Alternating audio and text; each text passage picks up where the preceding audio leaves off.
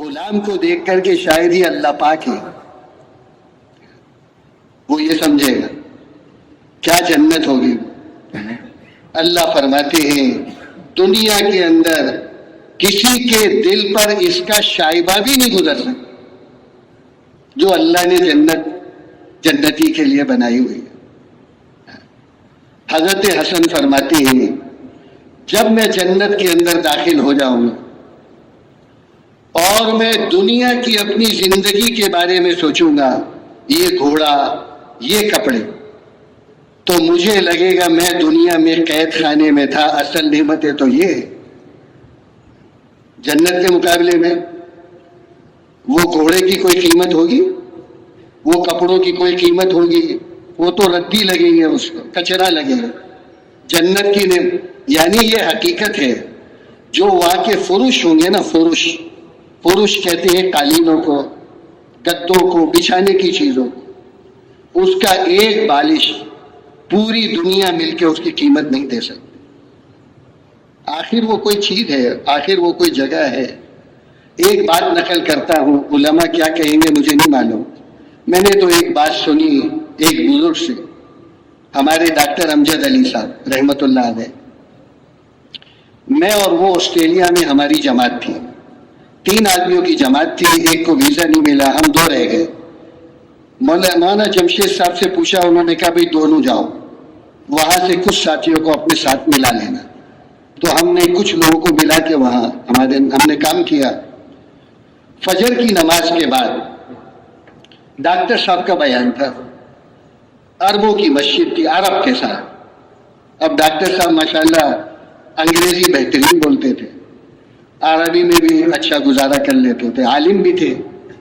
دیکھو کوئی عالم ہو نا، ان کو کوئی اشکال ہو تو مجھے بعد میں بتا دیں، میں نے کسی سے تصدیق نہیں کی اس بات کی، لیکن میں نے ڈاکٹر صاحب سے یہ بات سنی۔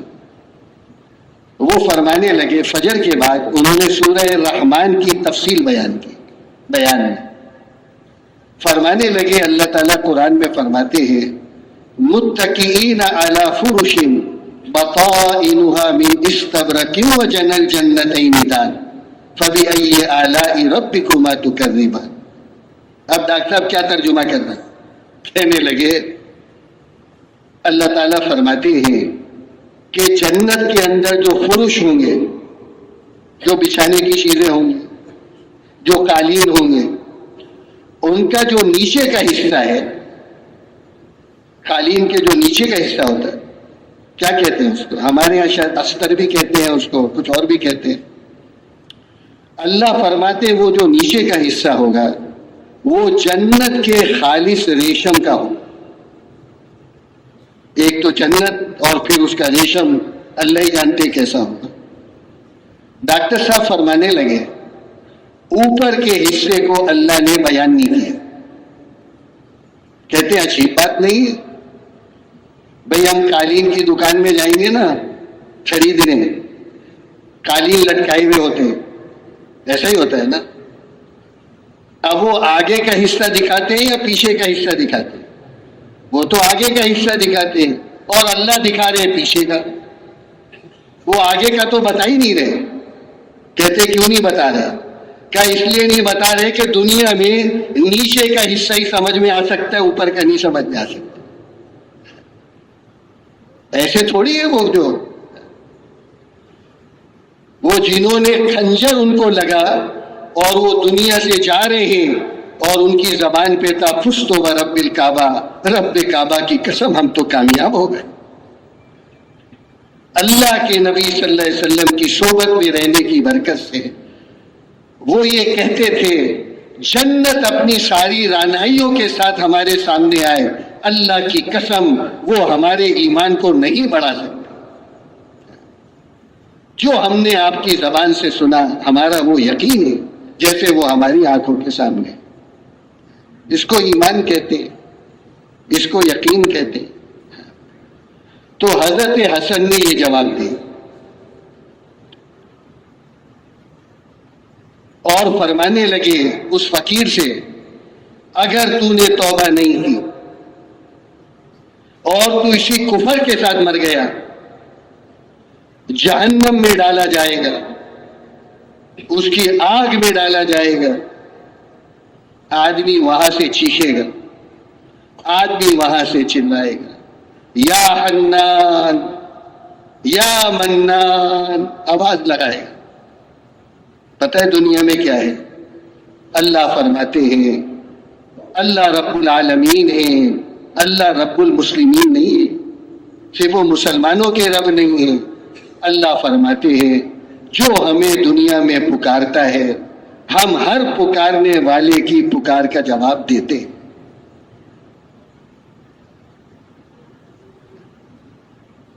تو جب آدمی دنیا کے اندر اللہ کو پکارتا ہے تو اللہ کی طرف سے کیا جواب ملتا ہے؟ لبیک یا عبدی، اے میرے بندے میں حاضر ہو، بتا تو کیا مانگتا ہے؟ اللہ لبیک کہتے ہیں، اے میرے بندے میں حاضر ہو۔ اور اگر یہ انسان اللہ کو ناراض کر کے چلا گیا دنیا سے اور بغیر توبہ کے یہ دنیا سے چلا گیا تو اللہ کیا فرماتے ہیں؟ وَمَنْ أَعْرَضَ عَنْ ذِكْرِي فَإِنَّ لَهُ مَعِيشَةً ضَنْكًا وَنَحْشُرُهُ يَوْمَ الْقِيَامَةِ أَعْمَىٰ۔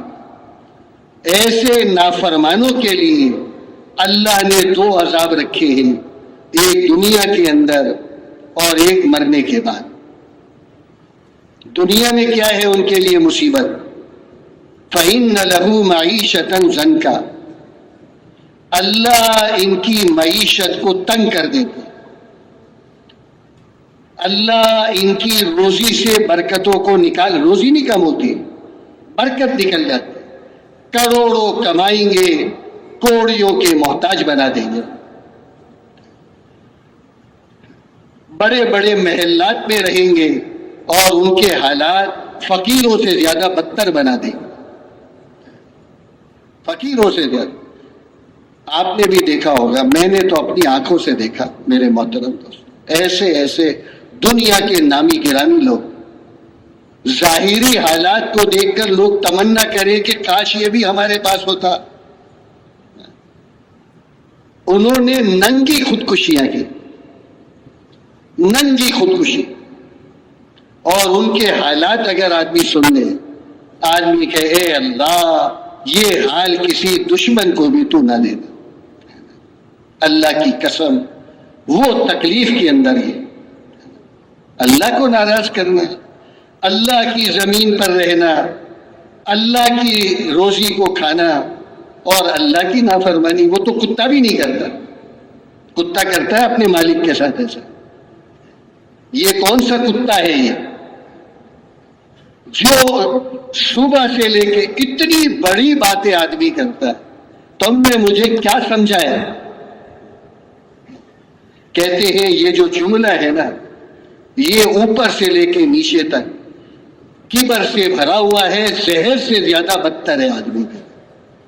اس کا ذرہ جو ہے نا، یہ انسان کو جنت کی خوشبو بھی نہیں سن سکتے۔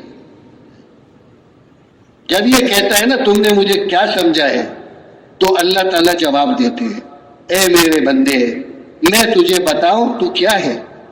وہ پوچھ رہا ہے نا مجھے کیا سمجھا ہے، تو اللہ فرماتے ہیں هل أتى على الإنسان حين من الدهر لم يكن شيئا مذكورا۔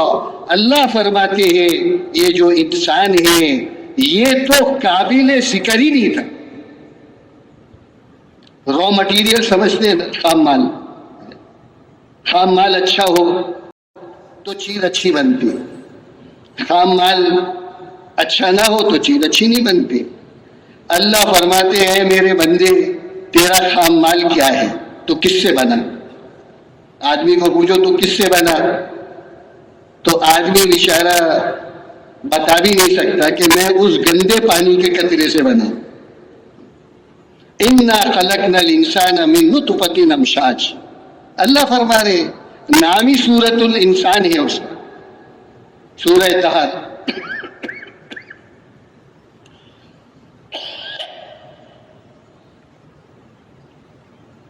اللہ فرماتے ہیں ہم نے اس انسان کو بنایا دو گندے پانی کے قطروں کے مکسچر سے، عورت اور مرد، ان کے پانی کے دو قطرے جو ہیں ان کو ملا کر اللہ نے اس انسان کو بنایا. تو اس انسان کو تکبر کا حق کیسے مل سکتا ہے؟ وہ کہہ رہا ہے مجھے کیا سمجھایا؟ تو اللہ کہتے بھائی یہی سمجھیں گے جس نے تجھے بنایا گیا. وَلَا تَمْشِ فِي الْأَرْضِ مَرَحًا، اللہ فرماتا اے میرے بندے زمین پہ اکڑ کے مت چل. إِنَّكَ لَن تَخْرِقَ الْأَرْضَ وَلَن تَبْلُغَ الْجِبَالَ طُولًا. تو یہ اپنے اکڑ مکڑ ہے نا، 4 گاڑ یہاں ہیں 4 یہاں ہیں اور یوں آدمی چل رہا ہوتا ہے. پتہ ہے کیا ہوتا ہے اس میں؟ کیا ہوتا ہے حقیقت کے اندر؟ وہ آدمی جو ہے وہ اللہ کو ہی بھولا ہوا ہے، وہ اللہ کو ہی بھولا ہوا ہے. اور اس سے آگے کی بات کہوں، اللہ بھی اس کو بھولے ہوئے، اس کو تو اللہ بھی بھول گئے. اللہ کے رسول صلی اللہ علیہ وسلم کیا تکلیفیں اٹھائی ہیں آپ نے اور آپ کے اصحاب نے، عورتوں نے اور مردوں نے اور بچوں نے. انسانی دل اس کو سن بھی نہیں سکتا، اس کے لیے اسٹیل کا دل چاہیے. جو ان کے ساتھ ہوا، مدینہ منورہ سے جب آپ فاتح بن کے مکے میں داخل ہوئے، اب وہ ساری چیزیں سامنے ہیں جو کچھ ہوا ان کے ساتھ. اللہ نے ان سب کو زیر کر دیا. آپ فاتح بن کے داخل ہو رہے ہیں. ایک صحابی تھے، وہ اپنے قبیلے کے سردار تھے. 1.25 لاکھ کا مجمع تھا، مختلف قبائل تھے. ہر قبیلے کا جو آدمی تھا اس نے اپنا جھنڈا لیا ہوا تھا. آپ کے ساتھ وہ داخل ہو رہے تھے. ابو سفیان مسلمان نہیں ہوا تھا اس وقت. حضرت عباس سے دوستی تھی جو حضور صلی اللہ علیہ وسلم کے چچا تھے. ایک پہاڑی پر حضرت عباس جو تھے رضی اللہ عنہ، وہ ابو سفیان کو رشتہ داری بھی تھی دوستی بھی تھی. کھڑے ہو گئے. اب جب ابو سفیان نے وہ لشکر دیکھا ہے، وہ تو ہکا بکا رہ گیا. یہ وہ لوگ ہیں جن کو ہم نے مار کر یہاں سے نکالا تھا. وہ لشکر آ رہے ہیں. یہ کون ہے؟ یہ فلانا قبیلہ، یہ فلانا قبیلہ، یہ فلانا. اللہ کے رسول صلی اللہ علیہ وسلم خود جب داخل ہو رہے تھے، آپ کے ساتھ مہاجرین اور انصار تھے، اور سارے کے سارے پورے لوہے کے اندر، لوہے کے لباس پہنے تھے. اس کی تو آنکھیں پھٹی رہ گئی. کہنے لگا اے عباس، تیرے بھتیجے کی ایسی حکومت؟ حضرت عباس نے کیا فرمایا؟ ابو سفیان، یہ حکومت نہیں ہے، یہ نبوت ہے. یہ حکومت نہیں ہے، یہ تو نبوت ہے. تو ایک صحابی کے منہ سے یہ جملہ نکل گیا. وہ ظلم اور ستم یاد آ گئے. حضرت سمیہ رضی اللہ عنہ، ایک اونٹ سے ایک پیر باندھا، بوڑھی عورت، دوسرے اونٹ سے دوسرا پیر باندھا. دونوں اونٹوں کو مخالف سنگ دوڑایا اور شرمگاہ کے اندر برچھا مارا. ایسے لوگ تھے. اب وہ یاد آ گئی چیز. ان کے منہ سے نکل گیا ان صحابی کے، الیوم یوم الملحمہ، الیوم یوم الملحمہ، آج کا دن بدلے کا دن ہے، آج کا دن انتقام کا دن ہے. اللہ کے رسول صلی اللہ علیہ وسلم کو پتہ چلا. فرمایا جھنڈا لے لو، ان سے لے لو جھنڈا. اور ان سے لے تو لیا تنبیہ کے لیے، لیکن دیا کس کو؟ اسی کے بیٹے کو. اب باپ سے جھنڈا لے کے بیٹے کو دیں گے تو باپ کو اتنا افسوس تو نہیں ہوگا نا. بیٹے کو دیا اور فرمایا یہ کہو الیوم یوم المرحمہ، آج کا دن معافی کا دن ہے، رحمت کا دن ہے. جو تم نے کیا وہ تمہارے اخلاق تھے، جو ہم کریں گے وہ ہمارے اخلاق ہیں. جو ہم کریں گے وہ ہمارے اخلاق ہیں. اللہ کیا فرماتے اس کے بارے میں؟ ادفع باللتی ہی احسن. جب کوئی تمہارے ساتھ برا کرے ہم تو اینٹ کا جواب پتھر سے دیں. کہتے نہیں، ادفع باللتی ہی احسن. جب کوئی تمہارے ساتھ برا کرے تو تم کیا کرو؟ تم اس کا جواب اچھائی سے دو. جب تم یہ کرو گے تو کیا ہوگا؟ فَإِذَا الَّذِي بَيْنَكَ وَبَيْنَهُ عَدَاوَةٌ كَأَنَّهُ وَلِيٌّ حَمِيمٌ، جب تم ایسا کرو گے تو اللہ تعالیٰ ان کے دلوں میں جو تمہارے دشمن تھے، جنہوں نے تو اللہ ان کے دلوں میں تمہاری محبت کو ڈال دے اور تم آپس کے اندر دوست بن جاؤ گے، تمہاری نفرتیں ختم ہو جائیں گی۔ آدمی تو سگی بہن اور بھائی کو معاف کرنے کے لیے تیار نہیں، ایسے جاہل ہوتے ہیں کہ مرتے ہوئے اپنی اولادوں کو کہتے ہیں چچا سے بات نہیں کرنا ورنہ میرے جنازے میں شریک نہیں ہونا۔ نالائق، خود بھی اپنے لیے بربادی کی، اولادوں کے لیے بھی بربادی۔ تو ہم کیا کہہ رہے ہیں؟ ہمیں کیا کہا جا رہا ہے؟ ہمیں یہ کہا جا رہا ہے ہم کسی کی نہیں سنیں گے، ہم کسی کی نہیں کہیں گے، میری سمجھ میں یہ آ رہا ہے، ہم اپنی سمجھ کو استعمال نہیں کریں گے، اس میں ہم وہ کہیں گے، ہم وہ کریں گے، ہم وہ سمجھیں گے جو اللہ اور اللہ کے نبی نے ہم کو بتایا، جو اللہ اور اللہ کے نبی نے ہم کو کہا، جو اللہ اور اللہ کے نبی نے ہمیں سمجھایا، ہم وہ کریں گے۔ اس موقع پر ہمیں کیا کرنا چاہیے؟ میں ایک آدمی سے ملنے گیا، یہ بات ہے 3-4 ہفتے پرانی، ہم سیروزے میں گئے، مستورات کا سیروزہ تھا، تو وہ ایک بہت بڑی کالونی تھی، اس کا جو مالک تھا جس نے وہ بنائی تھی، لوگوں نے کہا ان سے ملنے ہیں، ان سے مل لیے، ہم مل لیے جا کے، بہت ساری باتیں انہوں نے کی، کمزوریاں خامیاں کس میں نہیں ہیں، لیکن خوبیاں بھی اللہ نے رکھی ہیں۔ میں تو بہت متاثر ہوا اس آدمی سے، بہت ساری باتیں کی اس نے۔ ایک بات اس نے جو عجیب بات کی وہ یہ تھی کہ ایک آدمی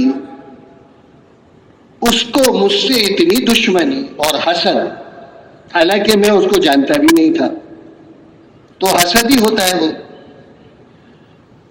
اس نے مجھے بدنام کرنے کے لیے میرے بیوی، میرے بچے، میرا اپنا، اتنی خرافات اس نے آج کل جو چیزیں آ رہی ہیں نا اس میں ڈال دی پوری دنیا کے اندر، اس میں میری بچیوں کے بارے میں، میرے بچوں کے بارے میں، میرے وغیرہ وغیرہ، اور کہنے لگے مجھے بہت بڑا اس سے مالی نقصان ہوا، اور جو عزت تھی وہ تو ظاہری اعتبار سے سڑک پہ آ گئی۔ کہنے لگے اللہ نے کیا کہ وہ آدمی میرے قابو میں آ گیا، پورا طریقے سے شکنجے میں آ گیا، قانون کے اس میں آ گیا، پکڑا گیا۔ انہوں نے مجھے بلایا اور کہا بتائے اب اس کے ساتھ کیا کرنا ہے۔ اب وہ آدمی کی ظاہری وضاحت بھی دینداروں والی نہیں، بہت بھلا آدمی۔ پتہ ہے اس نے کیا کہا؟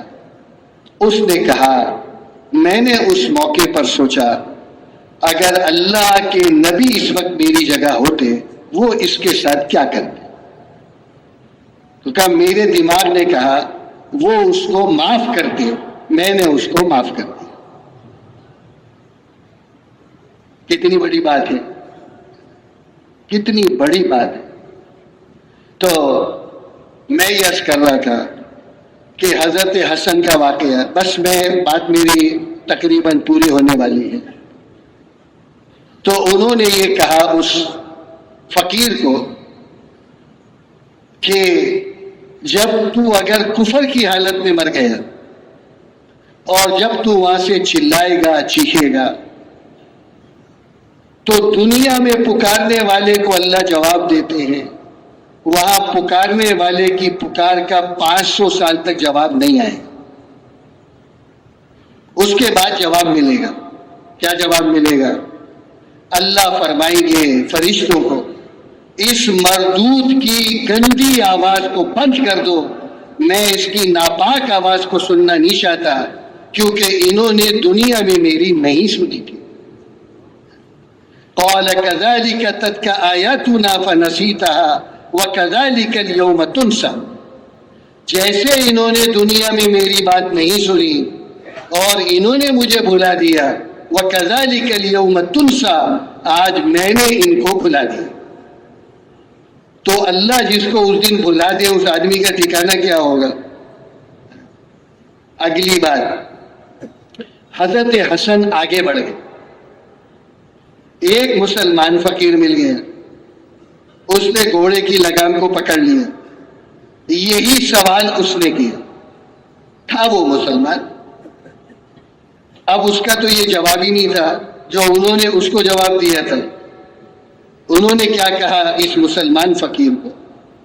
انہوں نے کہا میں نے یہ بہترین قسم کا گھوڑا اور یہ بہترین قسم کے کپڑے میں نے تفاخر کے طور پر نہیں پہنے تاکہ میں اس پہ غرور کروں، فخر کروں، لوگوں کو بتاؤں میرے پاس اتنا نہیں، میری نیت کا معاملہ اللہ کے ساتھ ہے۔ میں نے کیوں کیا یہ؟ میں نے اس لیے کیا تاکہ تجھ جیسے غریب لوگ مجھ سے اللہ کے لیے سوال کریں اور میں تمہاری ضرورت کو اللہ کے لیے پورا کروں۔ اگر میں تیری طرح کپڑے پہن لوں تو مجھ سے کوئی سوال کرے گا کوئی؟ اب اس پہ سن لو ایک واقعہ۔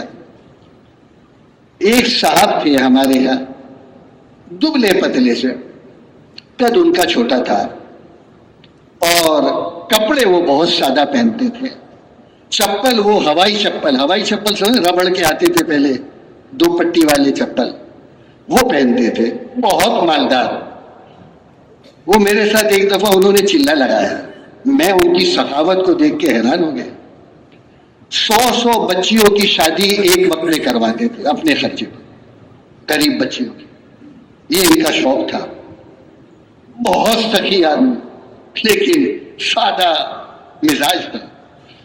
کہنے لگے میں رکشہ چلاتا تھا پہلے، اللہ نے مجھے اتنا مال دیا، کروڑوں زکات نکلتی تھی ان کی، اتنا مال۔ کہنے لگے ہر سال میں اور میری گھر والی ہم حج پہ جاتے، ہر سال ہم حج پہ جاتے۔ انہوں نے کہا کہ جب ہم بیت اللہ میں داخل ہوتے ہیں نا تو جو لوگ گئے ہیں ان کو سمجھ آ جائے گی، وہاں نیلے کپڑے میں، پیلے کپڑے میں صفائی والے گھوم رہے ہوتے، رنگ برنگی کپڑے پہنے ہوئے انہوں نے، لوگ ان کو صدقہ کرتے، ان کو پیسے دیتے۔ کہنے لگے جب میں اور میری گھر والی جاتے ہیں نا تو لوگ مجھے بھی صدقہ بہت دیتے، میرے کپڑے دیکھ کے سمجھتے یہ بھی بیچارہ کوئی فقیر آدمی، تو جو مجھے دیتا ہے نا میں لے کے رکھ لیتا ہوں۔ میری بیوی کہتے شرم نہیں آتی تم صدقے کے پیسے لیتے ہو؟ کہنے لگا وہ آدمی دے کے خوش ہو رہا ہے نا، تو مسلمان کو خوش کرنا تو نہیں کی ہے، اب یہ پیسے میں جمع کر کے میں دے دوں گا، میری شان کون سی کم ہو جائے گی؟ تو اگر آدمی ایسے لباس میں ہو تو لوگ اس کو صدقہ کریں گے، لوگ اس سے صدقہ کون مانگیں گے؟ تو میں نے اس لیے پہنے یہ کپڑے تاکہ میں تجھ جیسے ضرورت مند کی ضرورت کو پورا کروں اللہ کے لیے۔ میرے محترم دوستوں اور بزرگوں، اللہ تعالیٰ مجھے اور آپ کو اپنے نبی کے طریقے پر آنے کی توفیق عطا فرمائے۔ اللہ ہمیں اپنے دین کی صحیح سمجھ عطا فرمائے، ہم خود بھی اس پر آئے، ہم اپنی اولادوں پر محنت کریں، ہماری جو اولادیں ہیں نا اس پر محنت کریں، اور جیسا ہمارے گھر کا ماحول ہوگا اس کے لیے کہا جاتا ہے بھائی اللہ کے راستے میں نکلو۔ اللہ کے راستے میں نکل کر جب ہم گاؤں دیہات پھریں گے، اللہ ہمارے اندر بھی دین کے مٹنے کا غم اور فکر اللہ ہمیں نصیب کرے۔ یہ میں آپ کو واقعہ بتا رہا ہوں، دادو کا علاقہ ہے نا، دادو، اس میں ایک جگہ ہے اس کا نام ہے سن کے قریب گاؤں کا واقعہ آپ کو سنا رہا ہوں۔ 1980 کی بات ہوگی، جماعت پہنچی ایک گاؤں میں، اس گاؤں میں مسجد بنی ہوئی تھی لیکن زمانے سے کبھی کھلی نہیں تھی، تو وہ جو تنکے کی صفیں ہوتی ہے نا سندھ میں، چٹائیاں، وہ لپٹی ہوئی رکھی تھی. جماعت نے جب دروازہ کھولا تو اس میں کیڑے پڑے ہوئے تھے, کبھی کھلی نہیں تھی وہ. پھر اس کی صفائی کی اور ایک ساتھی آزان دینے کے لیے, تو گاؤں والے آ کر کہتے ہیں آزان سن لیں, آپ لوگ چلا کیوں رہے ہیں, آپ کو کیا تکلیف ہے؟ ان کو نہیں پتا تھا آزان ہے. یہ گاؤں کا حال تھا. خیر 2-3 دن رہے, محنت کی وہاں پہ, تھوڑا بہت ان سے جو ہو سکا. اب جماعت تیار ہو کے اگلے گاؤں جانے لگے. گاؤں والے ایک میت لے کر آ گئے, کہنے لگے آپ نماز جنازہ پڑھا دے. تو ساتھیوں نے نماز جنازہ پڑھا دی. جس ساتھی نے جنازہ پڑھایا جماعت میں, وہ آگے تھا, اس نے دیکھا کہ میت کا پیر یوں ہل رہا ہے. ایک بوڑھا آدمی تھا, وہ قریب جا کے دیکھا تو وہ زندہ تھا. اس نے گاؤں والوں کا اللہ کے بندو یہ تو زندہ آدمی ہے. گاؤں والوں نے کہا ہمیں بھی پتا ہے یہ زندہ ہے, تو پھر تم جنازہ پڑھانے کیوں لائے؟ کہا 2-3 دن میں مر جائے گا, پھر کون پڑھائے گا؟ حقیقت میں یہ ہنسنے کی نہیں رونے کی بات ہے. ہم سے اس کے بارے میں سوال ہوگا. کہتے جب ہم پھیریں گے اللہ ہمارے اندر دین کے مٹنے کا غم پیدا کرے. اب ہمت کر کے بتاؤ, ماشاءاللہ صبح سے نقد اور اگلی جمعرات سے پہلے جو بھی ساتھی چلے کے لیے 3 چلے کے لیے نقد تیار ہے. باقی ساتھی جیسے بیٹھے ہیں نا ایسے ہی بیٹھے تھے. دیکھو میں نے وقت پہ اپنی بات پوری کی ہے اور تھوڑی دیر اب تشکیل میں لگے, ٹھیک ہے نا. اب ہمت کر کے بتاؤ, نام وہ دے گا جس کو اللہ توفیق دیں گے. سارے بیٹھنے والوں کو اجر و ثواب ملے گا. کرو ہمت کر کے بتاؤ ماشاءاللہ کہاں کی جماعت